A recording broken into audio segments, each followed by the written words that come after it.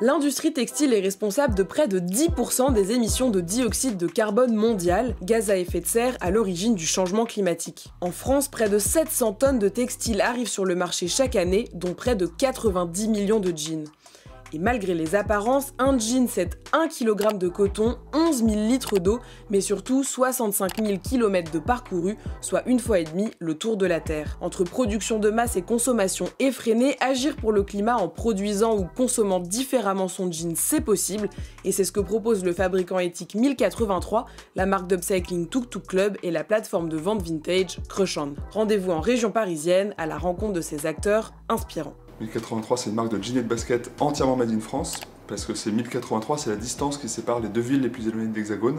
Et donc notre démarche, c'est de fabriquer des jeans et des baskets à moins de 1083 km de nos clients. Le concept de 1083, c'est de proposer des produits les plus éco-conçus possibles et les plus made in France possibles. Ça veut dire relocaliser la filature, la teinture, le tissage, l'ennoblissement, la coupe, la confection en France. 90% de nos jeans sont en coton bio. On utilise une énergie décarbonée et on fait très peu de transport. Si des fabricants comme 1083 choisissent d'éco-concevoir, des marques comme Tuk Tuk Club redonnent vie à des jeans déjà existants en les customisant. Je suis en train de créer une marque d'upcycling. Les vêtements que je préfère customiser, ce sont les jeans. Tout simplement que c'est le vêtement le plus universel. Ça a 1000 impacts négatifs juste de fabriquer un jean. Donc c'est pour ça que je les récupère, que je les rafistole et que du coup je leur donne une seconde vie, voire une troisième. Je sais pas combien de temps ils ont vécu avant. Donc l'idée c'est de trouver aussi des jeans qui sont de bonne qualité, genre 100% coton, pour avoir un tissu qui dure longtemps. Le but c'est de permettre ou de donner accès tout simplement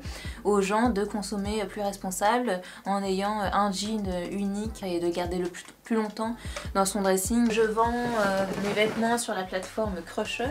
Il y a aussi des créateurs d'upcycling comme moi sur cette plateforme et eux organisent des événements. Crush-On rend en effet cette mode durable accessible en connectant créateurs ou créatrices avec consommateurs et consommatrices. Direction la recyclerie pour une vente vintage organisée par la plateforme. Crush-On, c'est une marketplace de vêtements vintage. On met en avant des professionnels du vintage. Le but, c'est d'offrir une seconde vie à des vêtements qui sont loin d'être à jeter. Les jeans, et notamment les jeans vintage, sont beaucoup plus qualitatifs, beaucoup plus résistants par rapport aux jeans issus de la fast fashion. Nous, on remet en vente. On veut cesser la production de nouvelles pièces. Je pense que les consommateurs, ils ont surtout le choix. Le fait de proposer des événements comme ça leur donne encore plus de choix. Je pense que c'est important. Déjà, niveau empreinte carbone, surtout les jeans, il y a une quantité énorme de jeans dans les brocantes et les friperies, c'est peut-être le truc le plus simple à trouver.